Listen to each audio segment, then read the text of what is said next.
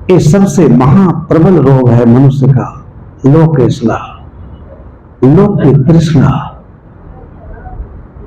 अभी आपने कुछ दिन पहले देखा होगा, प्रेमानंद जी महाराज और श्री राम भद्राचार्य जी का चला सोशल मीडिया पर। ये सब कितनी घिनौनी बातें हैं। जो संस्कृत नहीं जानता है वो ज्ञानी नहीं है, पंडित नहीं है। ज्ञानी का इतना तुच्छ परिभाषा करना समझ से परे है। ये सारी बातें सत्संग के बिना समझ में नहीं आ पाएगी। प्रागैतिहासिक काल में मनुष्यों ने कहा, उत्तिष्ठत जागृत प्राप्त वरान्य बोधत। उठो जागो, श्रेष्ठ महापुरुषों के सानिध्य में जाओ, ज्ञान प्राप्त करो। संसार कैसा है? उस्तरे पर धार लगाए हुए जो छुरी है, चाकू उस पर चलने के समान है। निस्ता दुहत्या, ये पथ अत्यंत दुर्गम है। इसे मनीषी बताते हैं, सब नहीं बताते। आरोग्य कैसे होंगे? चित्तस्य ही प्रसादेन हन्ति कर्म शुभाशुभम्। चित्त के प्रसाद से आदमी शुभ अशुभ कर्म करता है। चित्त में संसारस्थ प्रयत्न शोधेत। जो सत्संग होता है लेकिन मन में दुख भी होता है, पीड़ा भी होता है। कितनी ऊंची बात संत कह जाते हैं, परिणाम क्या है? कुछ नहीं। इसलिए एक शायर का मुझे शायर याद आ जाता है कि पंछी यह समझते हैं कि चमन बदला है, हंसते हैं सितारे की गगन बदला है, मगर श्मशान की खामोशी यह कहती है लाश वही है, सिर्फ कफन बदला है। मनुष्य गंदे आवरण में क्या क्या करता है? लाश वही है, क्योंकि जो कुछ कहता है वो करता नहीं। आज एक नहीं लाखों ऐसे लोग हैं वो दुनिया का सुधार करने चले हैं, परंतु स्वयं हजारों के समुद्धार करता होने के बाद ही उनका अपना कोई सुधार नहीं है। इसे आज वो जेल में भारी यातना पीड़ा का सामना कर रहे हैं। प्रश्न नहीं है कि आप कितना अच्छा प्रवचन करते हैं, कितना अच्छा जानते हैं। यक्ष प्रश्न है कि आपने मानवीय सदगुणों से अपने को अलंकृत क्यों नहीं किया है। अनेक प्रसंग आते हैं दुर्लभ। आद घड़ी सत्संग सुमिरन वरिष्ठ 50। एक उदाहरण मैं दूं आपको। आम्रपाली जो वैशाली की नगर बधू थी, वैश्या कहा जाता था। तथागत बुद्ध एक बार चारिका करते हुए वैशाली नगर में पहुंचे। बहुत बड़े महापुरुष थे। भयंकर भीड़ हुई। किस प्रकार आदमी को अपने चित्त को पवित्र करना चाहिए? चित्त में संसारस्तम प्रयत्न शोधेत। इतना छांदी गुण है, इतना लालित्य है संस्कृत वाङ्मय में। उस गहन विषय को, गंभीर विषय को शायर ने सरल भाषा में कह दिया। लेकिन मनुष्य की मूर्खता क्या है? आखिर उसकी अंतस चेतना जगनी चाहिए, वो तो सोया हुआ है। हम सब लाश मुर्दे हैं। कि कबीर साहब ने कहा, साधो भाई यह मुर्दों का गांव, सब मलक्ष मुर्दे पड़े हैं। विषयी व्यभिचारी, धन लोलुप, पद लोलुप, वासनाओं के प्रज्वलित अग्नि में, दग्ध अग्नि में जीवन को नष्ट करने वाले ये ज्ञान से हीन, इन्हें कैसे जगाया जाए? अंतर्बोध कैसे जगे? सबके बाद अंतर्बोध जगना चाहिए, अंतस चेतना जगनी चाहिए। धर्म का सार इसी में है। अगर यहां सो गए तो आपकी यात्रा बड़ी लंबी होगी।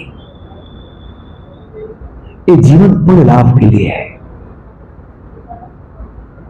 आज घड़ी सत्संग का मतलब समझिए, चित्त में संसारस्थ प्रयत्न स्वदेत का मतलब समझिए।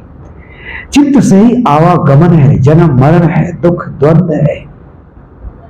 अनेक जोनियों में अनादिकाल से हम भटक रहे हैं। इसलिए साहब ने निवेदन किया, ते साहेब के लागो साधा, दे दुख मीट के हो सना था। ये अनाथ लोगों को देखा, सब अनाथ हैं, निर्बल हैं, असहाय हैं, सब काम करते हैं, लेकिन जन्म मरण का जो दुख है, खानी बानी का जो दुख है, उस पर विमर्श नहीं करते। लोक का ऐश्वर्य में इतनी चमक है, इतनी दमक है, बड़े बड़े लोग नहीं समझते, जिसे आप महापुरुष कहते हैं। जीवन का खास काम क्या है? चित्त का शोधन करते रहना। चित्त में वही संसार प्रयत्न शोधित, जिस तन में होत गुण वेतत सनातनम। क्योंकि जिसका जैसा चित्त होता है, उसकी बाहर की प्रकृति भी वैसी हो जाती है। कोई बनाता नहीं है। आप आए, आपको किसने चोर बनाया, किसने डाकू बनाया, किसने बेविचारी बनाया? आप स्वयं बने। चित्त के आप दृष्टा नहीं बनते हो। चित्त में सारा संसार समाया हुआ है, और इसलिए सारा संसार का, सारे संस्कारों के, संसार के संस्कारों का जो बीज है, वो सब जम रहा है चित्त में। प्रयत्न सोते जस चित्तन में तत् सनातन चित्तस्य प्रसादेन हन्ति कर्म स्वभाव स्वभाव प्रसन्न आत्मा में स्थित्वा सुखम क्षय मनुष्यते। ये ऋषि कहता है, जिसका जैसा चित्त होता है, वर्तमान तो वैसा होता ही, भविष्य भी वैसा हो जाता है। धर्म का लक्षण है, खास काम है अपने चित्त का दृष्टा बनो, उसको शोधते रहो। ये आपके मस्तिष्क में नाना प्रकार के विचार जन्म लेते हैं। अगर आप सावधान नहीं हुए, उस धारा में बह गए, आपकी अनंत की यात्रा बड़ी लंबी हो जाएगी। इसलिए संतों की वाणी में इतना सुख है, गहन अनुभूति है। सत्संग सुनने का और कोई फल नहीं। सत्संग सुनने का फल है कि हमारा चित्त विमल हो, निर्मल हो। क्योंकि जैसा चित्त होगा वैसा आप हो जाओगे। कोई रोक नहीं सकता, कोई नहीं बचा सकता। इसलिए प्रवचन करता भी बाहर से प्रवचन करता है, लेकिन अगर चित्त ठीक नहीं है तो कहां जाता है? जेल की हवा खाता है। चित्त में जेल जाने का सब कारक उपस्थित है। सत्संग से ऊंची कोई वस्तु नहीं। अनूठा शब्द है सत्संग। इस जीवन में अगर सत्य का साक्षात्कार नहीं हुआ, सत्य का दर्शन नहीं हुआ, आपका जीवन बेकार है। इसलिए बड़े लाभ के लिए समझिए सत्संग कितना महत्वपूर्ण है।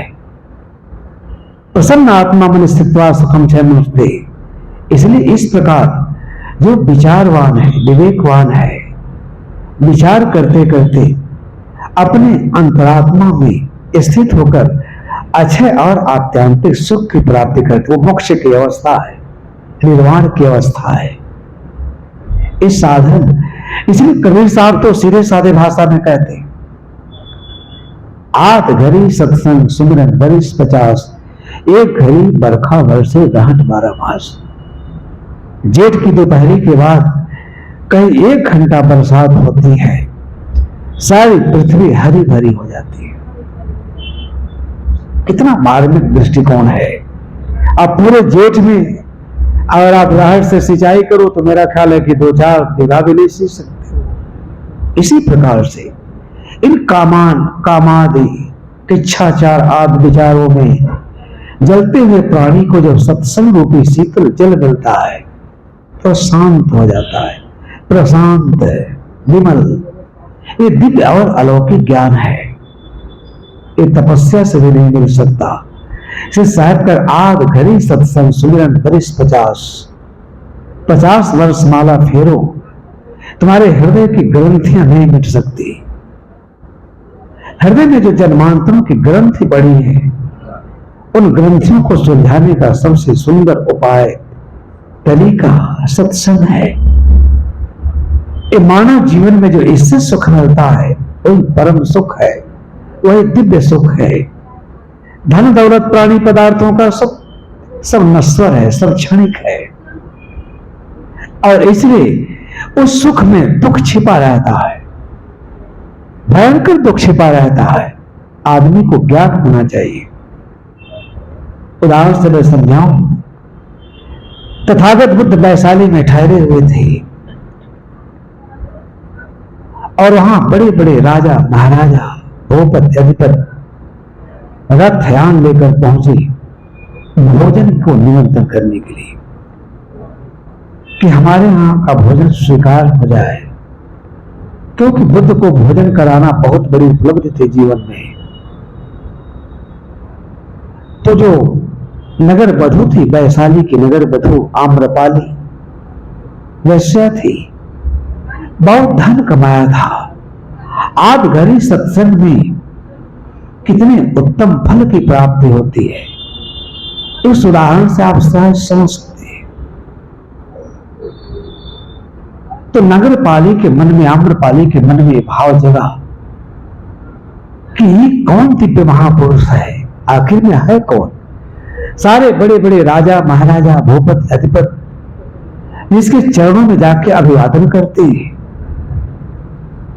निवेदन करते हैं, प्रदक्षिणा करते हैं कि महाराज हमारे यहां भोजन करें, उसके जीवन में है क्या? बहुत लंबा तांता लगा था, लोगों का लाइन लगी थी। तो आम्रपाली के मन में श्रद्धा उपजा। हमारे मन में एक वातावरण से श्रद्धा उपजता है। वैश्या थी, देह व्यापार करती थी, उसका अन्न तो इतना दूषित था कि अगर उसका अन्न तपस्वी खा ले तो सारा पुण्य छीण हो जाए, इतना मलिन कर्म है देह व्यापार करके। आज तो शर्म आती है, बड़े स्तर पर होता है लेकिन वह निंद नहीं है। मैं एक दिन बनारस कचहरी में था तो कोई लोगों ने कहा कि वकील लोग थे, अखबारों में कुछ निकला था, तो लोगों ने कहा कि कुछ ऐसा गैंग है जो 5 स्टार होटलों में लड़कियों को सप्लाई करता है, पैसा कमाता है, जो आप 10 साल में नहीं कमा सकते वो 10 मिनट में कमा लेते हैं। इसलिए मनुष्य इतना गिरा हुआ प्राणी है,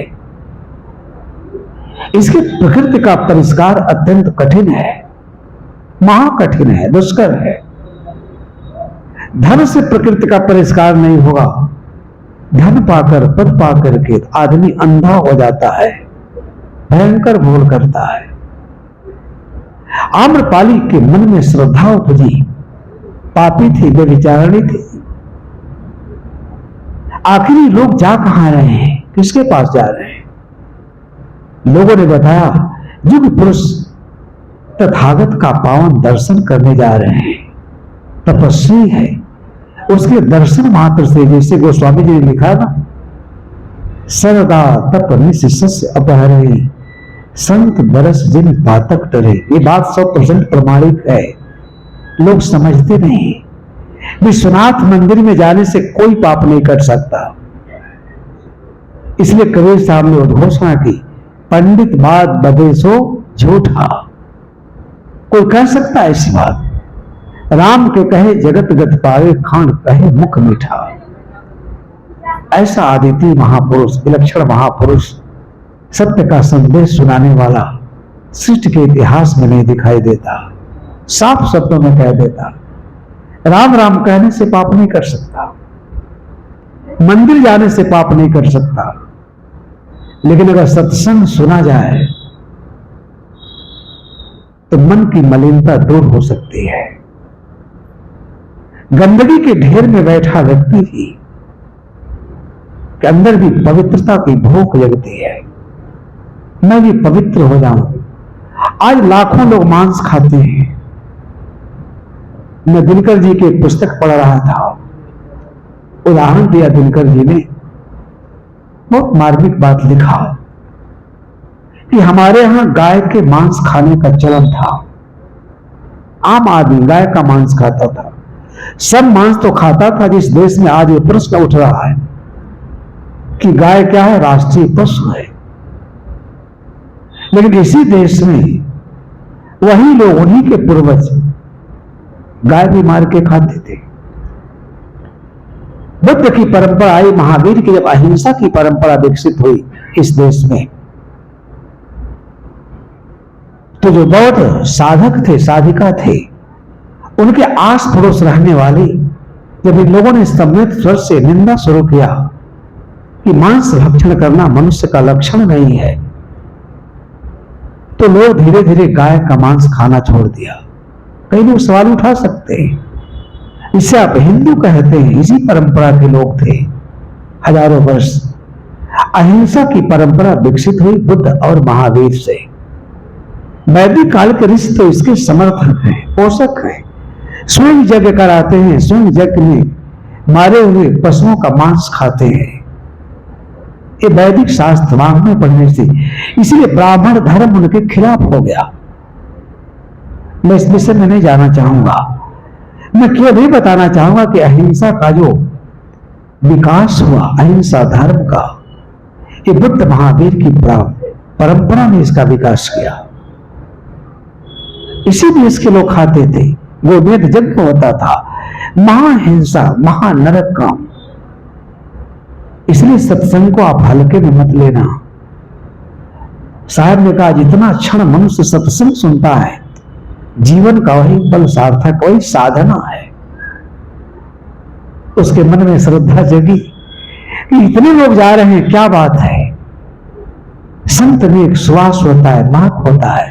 संत दर्शन से, संत के सत्संग से, उसके पावन सानिध्य से मन में जो कुंठा है, निराशा है, हताशा है, पाप कर्मों के बाद उस कुहासों के बादल छंटते हैं। श्रवण मनन करने के बाद पापी मनुष्य धर्माचरण करने के लिए उद्यत होता है।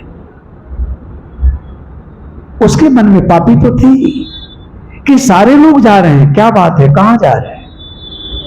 उसने भी अपना रथ यान सजाया, हजारों राजकुमार उसके पास जाते थे, क्या नहीं था आम्रपाली के पास, स्वर्ण आभूषण से जड़ित वस्त्र थे। बैठी और चली कि मैं भी बुद्ध का दर्शन करने जाऊंगी। बड़ा मार्मिक प्रसंग है, सुन लेना। बड़े बड़े लोगों को लाइन में देखा तथागत बुद्ध ने। उनके श्रावकों ने कहा, साधकों ने कहा, भिक्षुओं ने कहा कि महाराज, आम्रपाली वैश्या भी आपको निमंत्रित करने आई है। तो बड़े बड़े राजा महाराजा स्वर्ण मुद्रा थाल में लेकर के फूल, इत्र, नारियल, चंदन, आरती लेके गए, लेकिन बुद्ध ने किसी को स्वीकृति नहीं दिया। कहा जाता था इसके लिए वो अपना मूड़ी हिला देते थे, वो समझ जाता था हमारा भोजन कल का स्वीकार हो गया। नहीं हिलाते थे तो लोग दुखी होकर चले जाते थे। बड़े बड़े राजा महाराजा हजारों की संख्या में थे, परंतु बुद्ध ने किसी का भोजन स्वीकार नहीं किया। आज जब वैश्या गई सुंदर सोने का थाल लेकर के, स्वर्ण मुद्रा से भरा हुआ, फल फूल, मिष्ठान, मेवा मिष्ठान, जैसे उसके सामने गई, बुद्ध ने मूड़ी हिला दिया। वो एकदम बाग बाग हो गई कि मैं कितना सौभाग्यशाली हूं, इन लोगों का बुद्ध ने भोजन स्वीकार नहीं किया, मेरा भोजन स्वीकार कर लिया। और जैसे ही पता चला लोगों को कि तथागत वैश्या का भोजन करने जा रहे हैं, महापाप करने, वे व्यापार करती है, जन समूह से एक सम्मिलित स्वर में बुद्ध के प्रति निंदा का स्वर उठ पड़ा। संत के अंदर कितनी करुणा होती है, महाकरुणा, करुणा का अवतार है संत। इसलिए संतों से उपमा देने के लोक में कोई वस्तु नहीं है। राम कृष्ण व्यास वशिष्ठ है। आप आज इसलिए इन्हें ऐतिहासिक महापुरुष मानते हैं, इनके जीवन और व्यक्तित्व को संतों ने प्रेरणा दी थी, संतों ने तराशा था। गुरु कुमार शिशकुंभ है, ये माता पिता के पास रहते, दशरथ के पास रहते तो शायद इन्हें राम राम कोई नहीं कहता। वो इतना उनका मन मयूर नाच उठा, वेश्या थी, गदगद हो गई कि कल बुद्ध हमारे यहां भोजन स्वीकार करेंगे। महाभिक्षु संघ के साथ अपने नगर के बाहर चारों तरफ तोरण द्वार बनाया, नगर को सजाया दुल्हन की तरह से, बड़े बड़े कारीगर बुलाई, 56 प्रकार का भोजन बनवाया। क्या नहीं था उसके पास। आज इतनी लोक निंदा हुई कि कान पक जाए। अरे बताओ, ये साधु है, महाचरित्र भ्रष्ट है, नीच है, वेश्या का भोजन करने जा रहा है। सब जा रहे हैं, ये भी वेश्या के घर भोजन करने जा रहा है। संत के करुणा की कोई सीमा नहीं, असीम करुणा, जिसका सब तिरस्कार कर देता है उसके लिए भी संत के यहां दरवाजा है। इसलिए सत्संग को मोक्ष का द्वार कहते हैं। कई पोथी पतरा में मोक्ष का द्वार नहीं है। सत्संग का मोक्ष का द्वार सत्संग के रास्ते से ही जाता है। इतनी लोक निंदा हुई, भिक्षु संघ कांप गया कि महाराज आपकी बड़ी लोक निंदा हो रही, आप कहां जा रहे हो? छोड़ो वेश्या का भोजन। बुद्ध ने कहा, अगर यह जीवन वेश्या का भी उद्धार नहीं कर सका तो इस जीवन का क्या मूल्य है? महापापी महामलक्षी संत के चरण में जाकर तर जाता है।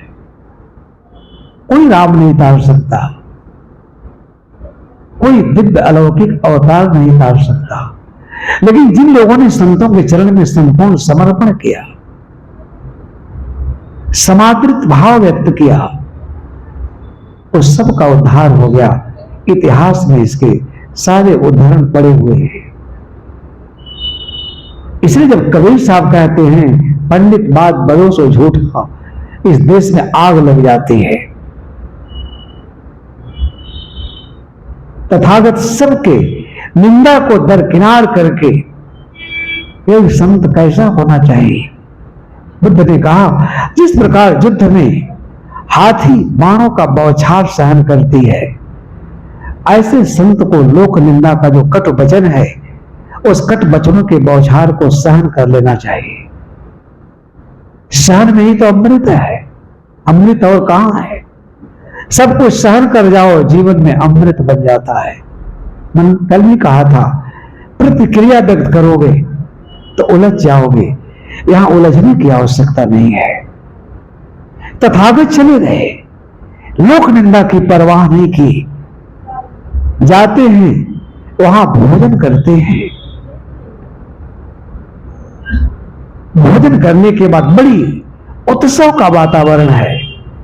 वेश्या के घर अगर संत पहुंचा हो तो महा महोत्सव में बदल गया, उत्सव नहीं।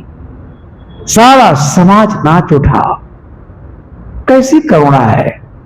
खूब प्रेम से भोजन किया बुद्ध ने, और तब आम्रपाली घड़िका को धर्म संचेतना से समुत्तेजित और संदर्शित करना शुरू किया कि बैठो आम्रपालिका, मेरी तो लोक में बड़ी निंदा हो रही है, परंतु मुझे निंदा की परवाह नहीं। अगर तुम्हारे जैसे लोग हमारा सानिध्य पाकर अगर मुक्तात्मा बन जाते हैं, मुक्तमना बन जाते हैं, ये मेरी उपलब्धि है। तुमने कभी विचार किया कि मैंने तुम्हारा पाप का अन्न खाना भोजन करना क्यों स्वीकार किया? ध्यान से सुनो। जब बुद्ध ज्ञान की बारिश करने लगे तो आम्रपाली वेश्या का अंग प्रत्यंग भीग गया। बुद्ध ने कहा, तुम्हारा नरक का अन्न मैं खाया हूं। वे व्यापार नरक है, लेकिन हे आम्रपाली, अब भी तुम्हारे लिए अवसर है, सुंदर अवसर है। सारा जीवन तुमने विषय भोगों में नष्ट कर दिया।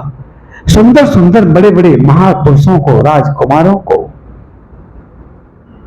तुमने अपने इस नेत्र के भावों से नेत्र के कटाक्ष से घायल कर दिया। बड़े बड़े लोग तुम्हारे चरणों में लोटी पोती अपने जीवन की कांति, अपने जीवन की ऊर्जा, अपने जीवन का सौंदर्य, अपने जीवन की आभा और प्रभा तुमने केवल इंद्रिय विषयों में, भोगों में नष्ट कर दिया। तुम महापापी हो। पाप के सिवाय तुम्हारे पास कुछ नहीं है। कई जन्मों के पुण्य पाथे के बाद, उपार्जित संस्कारों के बाद मनुष्य का जीवन मिलता है। ये मोक्ष का साधन है। ऐसे जीवन को तुमने दांव पर गंवा दिया। यहां तुम्हारे पास केवल गंदे संस्कारों और उसकी दुर्गंध के सिवाय कुछ नहीं है। आम्रपाली, मेरी एक एक बात को ध्यान से सुनो।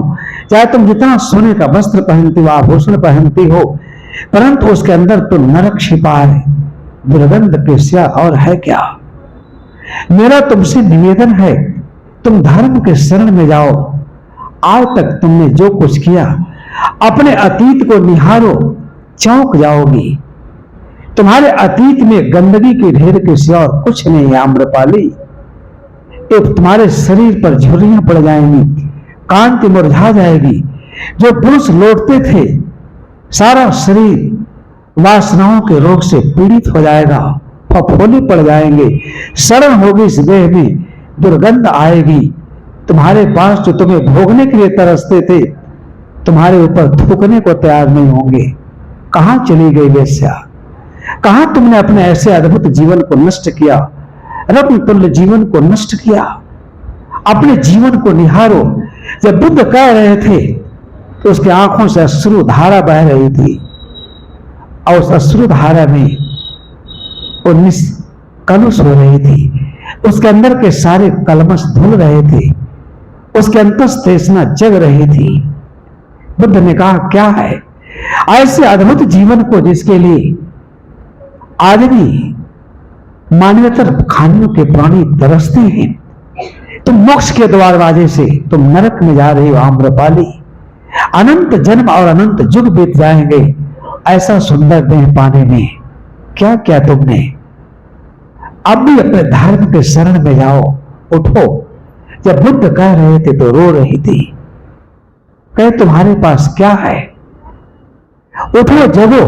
जिस प्रकार से आदमी बमन कर देता है, फिर उधर उलट के नहीं ताकता, इस प्रकार आज तक तुमने जो किया है देह व्यापार, देह के भोग में, वासना में जो तुम लीन रही, सांसारिक सुख में, अब वो सब तेरे हाथ से जाने वाले हैं। नरक उपस्थित होने वाला है, भयावह नरक। इस नरक को लेकर कुछ दिन में प्रस्थान कर जाओगी।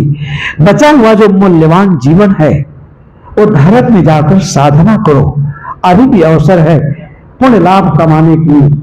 जब वो सत्संग सुना रहे थे, कांप गई उसकी आत्मा। जैसे लगा उसके अंदर एक नए संसार का सृजन हुआ है। एक अद्भुत दृष्टि देखी। उन्होंने कहा, तुम्हारा पाप का अन्न खाना मेरा तब सार्थक होगा जब तुम धर्मानुसरण करेगी। धर्म के शरण में जाकर अपने सारे पापों को, मलिन कर्मों को तुम धो डालेगी। ये अवसर अगर गुजर गया, फिर यहां आने में जुगों बीत जाते हैं। क्या क्या आम्रपाली, जरा एक बार देखो। आज से उसे बमन कर दो, उसको गंदगी समझ करके उधर ताको नहीं। स्वप्न में भी तुम्हारी दृष्टि नहीं जानी चाहिए। काम भोगों की आराधना तुम आज तक की, काम भोगों की आराधना में सारे संसार का पतन हो रहा है। अब तुम धर्म की साधना करो। धर्म ही, कल ही मैंने बताया था, धर्म क्या वह पथ है फिर तुम्हारे निष्कलुष कर सकता है। निष्पाप निष्कलंक जीवन जीने का प्रयत्न करो। अगर ये भी क्षण गुजर गए, बचा हुआ जीवन भी गुजर गया, इस पाप के मोती धोते धोते युग बीत जाएंगे। जन्मांतरों में दुख, पीड़ा, वेदना के सिवाय कुछ नहीं। आम्रपाली, धर्म ही मनुष्य के लिए यथेष्ट है, इसलिए धर्मानुसरण करो। मेरा यहां आना तभी सार्थक होगा। आम्रपाली जग जाती है, सिर का बाल मुड़ाती है, संन्यास की दीक्षा लेती है, और उसके पास अपार धन था। उस अपार धन को कहती, महाराज ये धर्म के कार्यों में इसे लगा दो। लाखों मनुष्य जो पापपूर्ण, यातनापूर्ण जीवन जी करके अपने जीवन को विनाश की तरफ ले जा रहे हैं। ऐसे लोगों को जगाने में, सम्मान में लगाने के लिए इस सारे धन का उपयोग करो और मेरे ऊपर अपनी कृपा दृष्टि करो, ताकि मेरा उद्धार हो सके। मेरे जैसे पापी, मलेच्छ, शूद्र, अज्ञानी, मूढ़, भोगों में चित्त को डुबोई हुई नीच को शायद आप जैसा महापुरुष ही इसका उद्धार कर सकता है। मैं अपना संपूर्ण जीवन तुम्हारे चरणों में समर्पित करती हूं। अपने पावन सानिध्य में मुझे ध्यान साधना करने का अभ्यास प्रदान कीजिए, अवसर प्रदान कीजिए महाराज। मैं नरकगामी हूं, इस नरक से आप जैसे इस महापुरुष ही मेरा उद्धार कर सकते हैं। मैंने उदाहरण स्वरूप ये बात कही आपसे। ये आध घड़ी सत्संग का फल है। लाखों लोग गुजरे थे, लाखों ने भोगा था, परंतु क्या कोई बुद्ध जैसा महापुरुष भी मिला? संत का सानिध्य मिला। आधा घंटा लोक निंदा की परवाह किए बिना बुद्ध ने कहा, अगर इन पापी, मलेच्छ, अज्ञानी को संत नहीं रास्ता बताएगा, कौन रास्ता बता सकता है? संतों का बहुत बड़ा ऋण है। इसलिए संत दर्शन का जो लाभ है, महालाभ, महापुण्य। साहब कहते हैं, मैंने अपनी बात आपसे कही थी कि सत्संग आप क्यों सुनते हैं, सत्संग का अर्थ क्या है, सत्संग का मूल्य क्या है। आप अपने चित्त का शोधन करें। सारे विकार, सारे कुसंस्कार, सारे अच्छे बुरे संस्कार पहले चित्त में स्थान ग्रहण करते हैं। कई बार ऐसे प्रसंग आते हैं। एक बार अकबर और बीरबल कहीं टहल रहे थे, संयोग था। तो बीरबल की एक बहुत बड़ी खासियत थी, वो हमेशा हंसता रहता था। और मनुष्य होकर अगर न हंसे आदमी, प्रसन्न न रहे, तो समझिए उसका जन्म पाना निरर्थक है। ये सौभाग्य कहां है? जितना मनुष्य कोढ़ता रहता है, जलता रहता है, कोई प्राणी नहीं। इसके जैसा दुखी कोई प्राणी नहीं है। चिड़िया के पास जाओ, देखो कोई बखार है न कोई बैंक बैलेंस है, चहचहाते हुए उठती है, प्रसन्न जीवन जीती है, घोंसला में रहती है, चुन के खा लेती है, कितना प्रसन्न है। आदमी के पास सारा संसार है तो भी उसके दुख और पीड़ा का अंत नहीं, क्योंकि संसार में केवल दुख है, पीड़ा है। आपको सुख कैसे दे सकता है? जितना आदमी प्राणी पदार्थों का संग्रह करता है, उतना वो दुख से आवृत्त हो जाता है। जवान पुत्र के मरने के बाद महाशोक। देखिए राठौर साहब बैठे हैं, बड़े ज्ञानी है, विलक्षण ज्ञानी है। जवान पुत्र था, बड़ा होनहार, प्रतिभा संपन्न, विलक्षण बुद्धि का। सत्संग सुनने का फल यह हुआ कि उसे खोने के बाद भी इनका मन मजबूत है कि जो मेरा नहीं था उनके लिए क्या रोना, संसार में क्या अपना है। यह बात समझ में आए बिना आप अपने चित्त को पवित्र नहीं कर सकते। निष्ठानुश्रव है। इसलिए जीवन का परम लक्ष्य है सारा विकार, सारा रोग, सारा दुख, सारा पीड़ा, महादुख केवल चित्त को संशोधन न करने के कारण है। चित्त की शुद्धि, चित्त की पवित्रता, यही धर्म का श्रेष्ठ आदर्श है। धर्म साधना करते करते व्यक्ति दुख पीड़ा से बिल्कुल रहित हो जाता है, निश्चिंत निष्कलंक जीवन यापन करने लगता है। ये सौभाग्य, दुर्लभ क्षण है ये। अब उसका स्वभाव था, हंसता रहता था, हमेशा हंसता रहता था और अकबर के बहुत नजदीक था। कहानी आप सुनते रहते हैं महापुरुषों के लिए।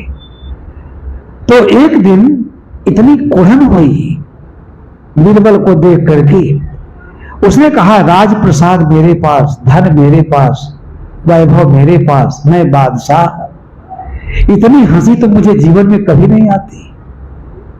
आखिर में इसके पास क्या, कितना हंसता रहता है, बेवकूफ आदमी। उसके हंसने से उसको जलन हो गई कुढ़न हृदय में। इसी प्रकार विकार उत्पन्न होते हैं। पड़ोसी का अच्छा घर बन जाता है, आप कांप उठते हैं।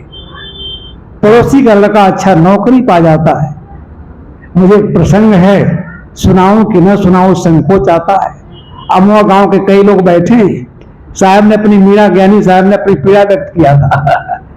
अमरीश बाबू जब क्वालिफाई कर गए पीसीएस, तो ये बड़े हंसी खुशी से इनके माता पिता, सेठरी साहब के पिताजी चाचा लगते हैं, सबसे वरिष्ठ हैं, तो लोग गए, अखबारों में निकला पहली बार उस गांव में कोई पीसीएस हुआ था, उसके पहले तो कोई लोअर पीसीएस हुआ नहीं। आदमी कितना पतित प्राणी है, चित्त में इतनी विकृति, इतनी गंदगी भरा रहता है। अच्छा कपड़ा पहनता है, अच्छी गाड़ी में चलता है, स्वर्ण आभूषण पहनता है, बाहर से जितना वो सुखी लगता है, अंदर उतना है उसका इतने गंदे कर्म संस्कारों से भरा रहता है। मैंने इसे संस्मरण के वजह से कह दिया, अपनी पीड़ा व्यक्त की थी। ये लोग हैं, उनका पैर छू के आशीर्वाद देने की चाचा हैं, बड़े हैं। तो पहले तो घर में चले गए और उनके लड़के सेक्रेटरी हैं, मिले नहीं ठीक से, अनमने मन से मिले। इनका लड़का पीसीएस, मेरा लड़का सेक्रेटरी, ये कैसे सहन होगा? एक दर्द, अनावश्यक दर्द उभारता आदमी अपने अंदर। दर्द कोई देता नहीं, दुख कोई देता नहीं। ये महाज्ञान पतन का पथ। तो सेवई साहब कह रहे कि अरे बाबूजी आप घबराइए नहीं, 3-4 साल में हम भी उसी पद पर चले जाएंगे। ये इतनी कोढ़न, आपको आशीर्वाद देना चाहिए, बड़ी खुशी की बात है। पूरे गांव का नाम रोशन होगा, अखबारों में निकल गया। ये कहने में क्या लगता है, लेकिन मनुष्य नहीं कहता, क्योंकि चित्त में कौन उसके चित्त को साफ करे, कौन स्वच्छ करे, कौन निर्मल करे, कौन साधन है? कोई साधन है आपने देखा? कोई साधन कहीं नहीं है। चित्त के व्यक्तियों का निरोध सत्संग सुनने का महाफल है। अगर आप बैठ के माला फेरेंगे, तपस्या करेंगे, तो भी चित्त सुंदर नहीं होगा। विश्वनाथ जी में जाकर अगर आप 100 दिन ही दुग्धाभिषेक करें तो भी चित्त की गंदगी शायद दूर नहीं हो सकती। लेकिन अगर सत्संग सुने, महापुरुषों का सानिध्य मिले, तो सब ठीक हो जाएगा। अकबर जो है बहुत जलता था, इतनी जलन हुई उसके प्रसन्नता से, तो एक दिन कहा कि ये कभी जो है दुखी नहीं होता, इसके ऊपर, इसके मुख मुद्रा पर कभी मैंने चिंता का भाव नहीं देखा। आज इसको चलते हैं, इसको हम चिढ़ाते हैं। दोनों साथ रहते थे, बड़ा विनोद प्रिय स्वभाव था। एक दिन सवेरे जब भोर में टहलने गया तो बिरबल को साथ में लेकर गया। कहा आज इसको ऐसी बात कहेंगे कि जरूर ये दुखी हो जाएगा। चलते चलते चले गए, गांव का किनारा पहुंचा, नदी का किनारा था, एकदम मंत्र मंत्र सुगंध हवा चल रही थी। तो वहां कहता है अकबर, ध्यान से सुनिएगा, बिरबल तुम्हारे मुंह में गंदा, तुम्हारे मुंह में बिष्टा। तो जानते हो क्या कहा? कहा जी हुजूर, आपके मुख में घी शक्कर, और फिर हंसने लगा। तब तो और वो कुड़न हो गई उसको, महाकुड़न, कि बाप रे बाप, इतना गंदे शब्दों का प्रयोग कहा। हम कहते हैं तुम्हारे मुख में बिष्टा, तो कह रहा हुजूर आपके मुख में घी शक्कर। अब मैं क्या करूं? एकदम जैसे पसीनों पसीन हो गया, पैरों तले जन्म खिसक गई, जमीन खिसक गई। कहा अब मैं क्या कहूं? मैं कहता तुम्हारे मुख में बिष्टा, तो कह रहा जी हुजूर जहां पना, आपके मुख में घी शक्कर। एकदम पसीनों पसीन कांप गया। ये बात तो मैं अकेले में कहा, अगर ये प्रसंग कोई जानेगा तो बड़ा दुख होगा। बहुत ग्लानि में उसका मन टूट गया, बिखर गया। इसके बाद भी हंस रहा, अब मुझे कह रहा हुजूर आपके मुंह में घी शक्कर। तो कहता है बिरबल, मैंने तुमको इतना खराब बात कहा कि तुम्हारे मुंह में बिष्टा, और फिर भी हंस रहे हो, तुम नाराज नहीं हुए, क्रोधित नहीं हुए, और नहीं कह रहे हो प्रतिक्रिया में जी हुजूर आपके मुंह में घी शक्कर। वो तो प्रत्युन्नति था।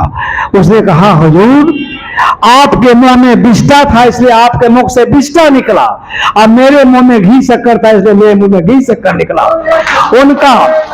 उनका जूता उन्हीं के सर पर 4 जूता लगाया बिल्कुल। ये होता है बुद्धिमानी।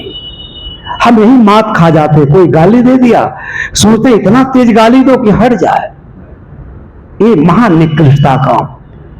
गाली से क्या होता? गाली ऐसी चीजों को कभी नहीं सुनना चाहिए जिससे चित्त खराब होता हो, चित्त दुखी होता हो, चित्त आपका दूषित होता है। ऐसी बात कभी नहीं बोलना चाहिए। आदमी के अंदर समझ होनी चाहिए। इसलिए एक शायर ने लिखा, संतों के सत्संग से सद्बुद्धि मिलती है, नील क्षीर विवेक करने की शक्ति मिलती है, जड़ ग्रंथियों से छूटने की युक्ति मिलती है, निज आत्म राम में स्थिति मिलती है। यही तो जीवन का लक्ष्य है। अगर ये काम नहीं हुआ और काम करके आप क्या करोगे? इसलिए जीवन का असली काम क्या है, इस पर बहुत देर तक प्रवचन करने की आवश्यकता है। आज राष्ट्र समाज पूरा देश पत्थर के भगवान का दर्शन करने में इतनी लंबी लाइन लगी। पूरा भारत, कभी कभी बनारस में विचित्र स्थिति हो जाती है, लाज नहीं, स्टेशन नहीं, इतनी लंबी लाइन लगती है। काश ऐसे लोग बैठ करके सत्संग सुनते। अगर सोने का भी भगवान है, आपको सद्बुद्धि नहीं दे सकता है, चाहे जितना रुपया चढ़ा दो, पैसा चढ़ा दो, बाल मुड़वा दो, आपकी श्रद्धा हो सकती है, परंतु अगर आप सत्संग सुनो तो एक नहीं अनेक जन्मों का को संस्कार क्षण में धुल सकता है, पवित्र हो सकता है। इसलिए इस बात को समझने की आवश्यकता है। आज की आवश्यकता, आज केवल इसी के कारण देश का इतना घोर पतन हो रहा है। लाखों करोड़ों का मंदिर है, लेकिन वहां क्या है? वही मंदिर में चोरी होती है, घुसखोरी होती है, बेईमानी होती है, भगवान को धोखा दिया जाता है। भगवान के खाने के नाम पर 1-1 लाख का भोग चले जाइए मथुरा वृंदावन में लगता है। ये सवेरे का जलपान है, ये दोपहर का भोजन है, 4 बजे का नाश्ता है, रात्रि का एक भोग है। अरे मूर्ख है! अगर उस पैसे को, जिस पैसे को आप दान दे रहे हो, कभी आपने विचार किया उस पैसे का उपयोग वही पुजारी, वही पंडा, वही ब्राह्मण विषय भोगों में ले जाकर नष्ट करता है, शराब खाने ले जाता है, शराब कबाब को देता है। इस विषय पर विमर्श करने की आवश्यकता है, गंभीरता से, गहनता से। ये साधारण विषय नहीं है। अभी कुछ दिन पहले आपने देखा होगा केदारनाथ का रावल कहा जाता है वहां पुजारी को। उसमें दक्षिण भारत के पुजारी लोग होते हैं। मथुरा चले जाइए, केदारनाथ, बद्री का आश्रम, कहीं आप चले जाइए, पशुपतिनाथ चले जाइए नेपाल में, तमिलनाडु का ब्राह्मण ही उसमें पूजा करता है। वो रावल, वो पुजारी मौर्य स्टेशन होटल में इसमें राष्ट्राध्यक्ष ठहरते नई दिल्ली में। उस होटल में लड़की के साथ रंगे हाथ पकड़ा गया। क्या रहा? इस भगवान का पूजा करते करते, दान लेते लेते तुम्हारी इतनी बुद्धि दूषित हो गई, तुम महाभोगों में, विपदा में लिपटे हो, विपदा। और कहते वो भगवान, पूजा कर दो, पाठ कर दो, दान कर दो, चढ़ावा चढ़ा दो, दर्शन कर लो, तुम्हारा सारा पाप काट देगा। ये मनुष्य बुद्धि पर शर्म आती है। आज इसी के कारण इस देश में धर्म का पतन हुआ। भगवान श्री कृष्ण के नाम पर लोग क्या क्या करते हैं। व्यक्तित्व को पढ़ना चाहिए। कृष्ण इस देश के ऐतिहासिक महापुरुष हैं। इलाज देखिए, उनके नाम पर नाचना, गाना, रास रचाना, तमाम ऐसी चीजें होती हैं जिसमें धर्म का कोई गंध ही नहीं है। वहां अपार भीड़ है, राधा के नाम पर, भगवान के नाम पर। ये सब जो कबीर साहब ने कहा, उपनिषदों के ऋषियों ने कहा, ये हमारे लिए बड़ी विचारणी है, मार्मिक वचन है। साहब कहते आद घरी सत्संग सुमिरन बरिस 50 वर्षों तक माला फेरो। खड़े सभी लोगों की दयनीय दशा आप देखते ही। लोक की प्रतिष्ठा पाने के लिए, पूज्यता पाने के लिए आदमी अपने शरीर रूपी साधन को घोर यातना के हवाले कर देता है। एक हाथ पर, एक पैर पर खड़ा है, खड़े शरीर। अरे तुमको दो प्रकार प्रकृति ने दो पैर दिया, हाथ दिया सत्कर्म करने के लिए, सुंदर भोजन करने के लिए, और तुम अपने देश को रोगी, अपने शरीर को रोगी बना रहे हो। महायातना क्यों? वहां मूढ़ता है। इसी पर सदगुरु कबीर साहब ने अपना सारा संदेश सुनाया। सारा उनका विचार ही इसी पर केंद्रित है, केंद्रावलंबित है। इस पर मनन करना चाहिए। एक घड़ी बरखा बरसे रहत 12 मास।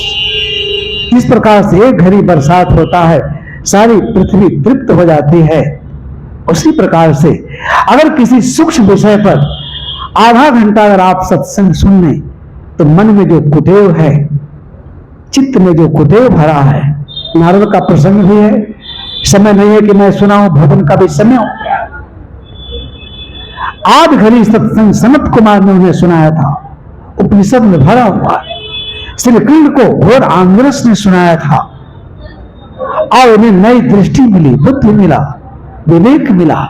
आए सब के सब आत्मदर्शन के लिए, आत्म साक्षात के लिए, आत्मज्ञान के लिए सब अपना सर्वस्व न्यौछावर कर दिए। बंधुओं, सबसे बड़ा पुनीत जो कर्तव्य है वो ये है, चाहे हमारे सामने कोई भी परिस्थिति उत्पन्न हो जाए, कोई भी दशा उत्पन्न हो जाए, हमको अपने चित्त में इस संसार को प्रवेश से रोकना चाहिए। ये सत्संग का फल है। आप अपने चित्त को कैसे संभालेंगे, अपने चित्त को बुरे प्रवृत्तियों से कैसे बचाएंगे, आप अपने प्रकृति का परिष्कार कैसे करेंगे। इसलिए सदगुरु कबीर साहब ने जगह जगह ये बात कहा है। लोक प्रसिद्ध साखी है, पाथर पूजे हर मिले तो मैं पूजू पहाड़, और घर की चाकी कोई न पूजे पीस खाए संसार। घर में चक्की पड़ी हुई है, आटा पीस के खिलाती है, दाल दर के खिलाती है, एक दिन कोई आदमी जल नहीं चढ़ाता है, एक कायदा उसी पत्थर को छील उड़ के कहता है, मंत्रोच्चार के बीच में मंदिर में बिठा दिया गया, तो लाखों लोग वहां लाइन लगा देते हैं जल चढ़ाने के लिए, पूजा करने के लिए। असली पूजा क्या है, असली तपस्या क्या है, असली पाठ क्या है, ये सत्संग के बिना भ्रम नहीं जा सकता। इसलिए सदगुरु कबीर साहब ने कहा कि संत क्या है, हरिजन हंस दशा ले डोले, निर्मल नाम चुन चुन बोले, मुक्ता हल ले चोंच लोभावे, मौन रहे कि हर जस गावे, मान सरोवर तट के वासी, राम चरण चित अंत उदासी, कागा कुबुद्ध निकट नहीं आवे, प्रतिदिन हंसा दर्शन पावे, नीर क्षीर का करे निवेरा, कहे कबीर सोई जन मेरा। कितना सुंदर पद है। बीजक का सम्यक अध्ययन करना चाहिए।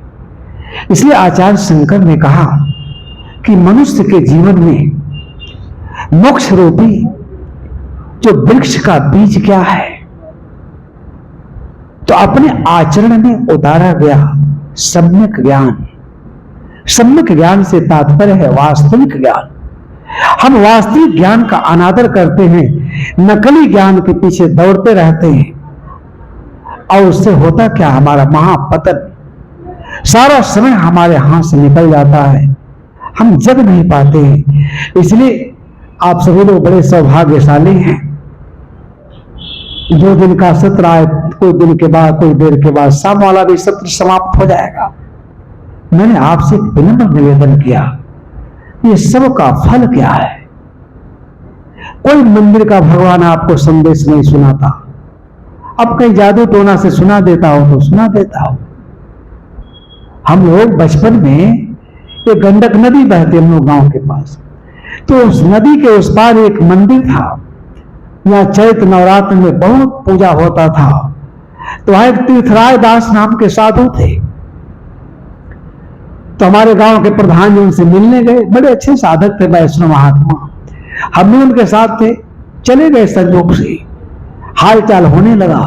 उन्होंने कहा, प्रधान जी एक बहुत बड़ा आज मैंने आश्चर्य देखा। कहे क्या देखे महाराज? कहे आज मैंने रात में देखा गंगा जी एकदम सफेद साड़ी पहन करके, और हमको दर्शन देने के लिए हमारे आश्रम में आ गई। मैं तो देख करके धन्य हो गया। गंगा जी साड़ी पहन करके, एकदम सफेद साड़ी पहन करके, और हमारे मठ में मुझे दर्शन देने चली आई। तो मैं उसमें कुछ तार्किक था, तो मैंने कहा गंगा जी तो पानी रोज बहता है, रोज नहाते हैं धोते हैं, ये बहता हुआ पानी गंगा जी कैसे बन जाएगा, साड़ी कैसे पहन लेगा? तो कहा चुप नालायक कहीं का, धृष्ट लड़का चला आया। गंगा जी के बारे में ऐसा कहना चाहिए? गंगा जी साड़ी पहन करके आई थी, हमको खूब दर्शन देती।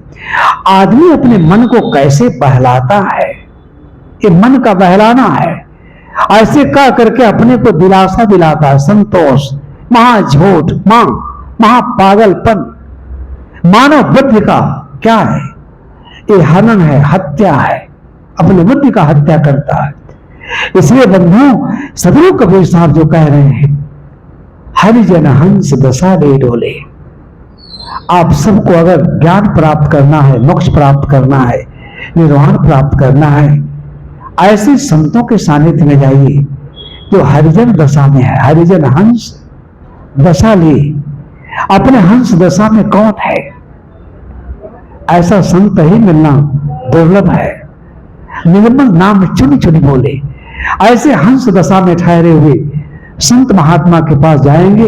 वो गंगा जी को साड़ी पहना के नहीं बुलाएगा, विश्वनाथ जी की दर्शन की बात नहीं करेगा, वो यही करेगा कि तुम्हारे अंदर परम सत्ता विद्यमान है।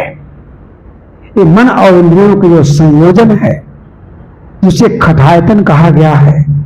मैं बहुत दार्शनिक प्रवचन नहीं करना चाहता हूं, कुछ हमारी बहनें बैठी हुई हैं नहीं समझ पाएंगे। ये मन और इंद्रियों के संयोजन में जो हम लोग अपना घोर पतन कर रहे हैं, अपने आत्मा को ही हम भूल गए हैं, जो सबका प्रकाशक है, बुद्धि का प्रकाशक है, मन का प्रकाशक है। उपनिषद पढ़िए, कितना सुंदर ज्ञान का वहां विलक्षण चर्चा है, अद्भुत चर्चा है, चिंतन है, विचारणीय है। उस बात को साहब कहते हैं, अगर आपको अपना कल्याण करना है, निर्वाण मोक्ष, दुख से आत्यंतिक निवृत्त होना है, सत्य के मार्ग का अनुशीलन करना, अनुसरण करना है, तो आप कहां जाइए? जो अपने हंस दशा में चिर निमग्न है, ऐसे महापुरुष के पास जाइए, जिसके मन में संसार के प्रति कोई वासना नहीं, निर्वासनिक चित्त है, बिल्कुल अपने असंग भाव में, निर्मोही दशा में, अपने आत्मा के बिल्कुल समीप ठहरा हुआ है, उसके प्रकाश से प्रकाशित है। उसके पास जाएंगे, उस हंस दशा में ठहरा हुआ व्यक्ति तो निर्मल नाम चुन चुन बोले। उसके एक एक शब्द आपके अंतस मन को, आपके अंतर मन को इतना भा जाएंगे, इतनी सुख की अनुभूति होने लगेगी। संसार के बोझ के तले दबा आदमी जब संत के पास जाता है, सत्संग सुनता है, श्रवण करता है, तो उसे आत्यांतिक सुख की निवृत्ति होती है। मैं कभी कभी कहता हूं, जो संसार के प्राणी पदार्थों से सुख मिलता है वो क्या है? जो सत्संग से सुख मिलता है वो अतीन्द्रिय सुख है। हमारे साहित्य में बड़े सुंदर सुंदर शब्द हैं। जो संसार से सुख मिलता है वो कैसा सुख है? इंद्रिय जन सुख है। लेकिन जो सत्संग से सुख मिलता है, महासुख, अतीन्द्रिय, उसे आप बता नहीं सकते। काई कबीर गूंगे गुर खाया, पूछे सो क्या कहेगा। उस दशा में कौन पहुंचाता आपको? ये संत हरिजन हंस दशा ले डोले, निर्मल नाम चुन चुन बोले। उसका एक एक शब्द आपके पूरे जीवन में क्रांति ला देता है। विवेक का पथ, विवेक का अनुसरण, ये जीवन का परम लक्ष्य है, चरम लक्ष्य है। अगर विवेक के पथ का आपने अनुसरण नहीं किया तो चारों तरफ घोर अंधकार है, घोर अविद्या है। इस अविद्या के कुहासा को चीरने के लिए संत के श्रीमुख से जो निर्मल वाणी है उसे सुनने की आवश्यकता है, सुन करके उसमें जीने की आवश्यकता है। ये अपरिहार्य है। अगर केवल सुने तो भी कोई काम नहीं आएगा। इसलिए तमाम हमारे संत हैं, खूब बढ़िया प्रवचन करते हैं, लेकिन जगत के प्रति इतनी उनकी अभिलाषा है, क्या मैं पा जाऊं, मेरे पास ऐसी कार हो कि अमेरिका के राष्ट्रपति के पास भी ऐसी कार ना हो, चारों तरफ मेरे पोस्टर बैनर लगे हों। ये सब महा दुखद, इससे आत्म कल्याण नहीं होगा। आपका ही आत्म कल्याण वही कर सकता है जो सच्चा साधक है। इसलिए साहब का निर्देश है कि आप कहां जाएं, हरिजन हंस दशा ले डोले, निर्मल नाम चिन्ह चिन्ह बोले। आगे क्या कहते हैं, मुक्ता हल ले चोंच निभावे, मौन रहे कि हरि जस गावे। ऐसा संत अपने मुख में क्या मुक्ता हल लिए है, अपने चोंच में, अपने मुख में वो जगत को आकर्षित कर देता है, बिना बुलाए वहां भीड़ जाती है। मुक्ता हल लिए चोंच लुभावे, और करता के मौन रहे कि हरिजस। ऐसा संत या तो मौन रहता है, जैसे गोस्वामी जी ने कहा, आप उनका जब दोहावली पढ़ेंगे बड़ी सुंदर सुंदर बात लिखा है। संत कौन है? साहब कहते हैं मौन रहे कि हरिजस गावे, या तो मौन रहता है या हरिजस गाता है। सदगुरु विशाल देव के बारे में लोग बताते हैं कि जहां वो जाते थे, मैं बार बार घड़ी देख रहा हूं, इशारा मत कीजिए, नहीं 1 बज गया। तो कहते थे जब वहां जिज्ञासु जाते थे तो क्या पता ऐसे उनकी पैनी दृष्टि थी, दूर से जान जाते थे कि ये केवल आया है ऐसे समय बर्बाद करने के लिए। अगर इससे चर्चा करूंगा, जैसे कुछ लोग आते हैं और बक बक बक बक अपनी ही बात कहते रह जाएंगे घंटों, और जब चलेंगे तो क्या कहेंगे, महाराज आपका सत्संग सुन करके, आपका दर्शन सुन करके जीवन धन्य हो गया। महात्मा को एक बात नहीं कहने देंगे, अपना जितना गर्दा गुबार रहेगा वही उड़ेल के चले जाएंगे और कहेंगे आपका बड़ा सत्संग सुना मैंने। तो विशाल साहब की ऐसी पहली दृष्टि थी, जब जानते थे कि ये पात्र नहीं है, समय बर्बाद करेगा, तो कुछ बोलते ही नहीं थे।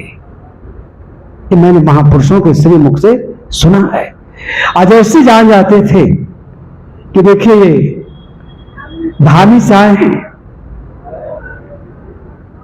कि ये जिज्ञासु हैं, तो वहां वो ऐसे प्रसंग को कहते थे कि श्रोता जो है समाधि सुख में, समाधि में खो जाता था, और 2-4 घंटा बोलते रहते थे, और श्रोता को लगता था कि यहां से उठ के जाना ही नहीं चाहिए।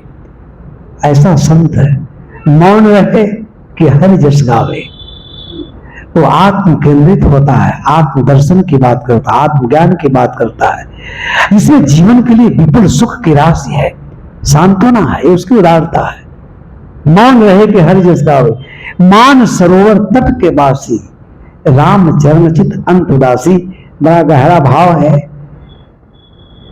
मान सरोवर एक तो वहां है जहां आप जाते हैं, अब तो चाइना में परमिशन लेना पड़ता है, लेकिन साहब की दृष्टि में आपका हृदय, आपका जो मान सरोवर है, मन रूपी मान सरोवर है, उस मन के सबसे नजदीक रहता है साधक संत। उस मान सरोवर में कोई एकदम आप अपना ऐनक की तरह से चेहरा देख सकते हैं, ऐसा उसका मन मान सरोवर रहता है। उस तट पर निवास करता है, मन के सबसे नजदीक। राम चरण चित अंतोदासी, और आत्मा राम में चित लगा रहता है, और संसार से एकदम उदास रहता है। न इस क्रम में संसार तो बिल्कुल सारहीन है, पोपला है। राम चरण चित, हमारा चित्त कहां रहना चाहिए? अपने आत्मदेव में, तो सारी सत्ता का केंद्र है। राम चरण चित अंत, और संसार से एकदम उदास नैराश से। कागा कुबुद्धि निकट नहीं आवे तब दशा क्या होती है कि कागा कुबुद्धि रूपी कौवा आपके पास नहीं आता है, जो जीवन में सारे अनर्थों का कारण है।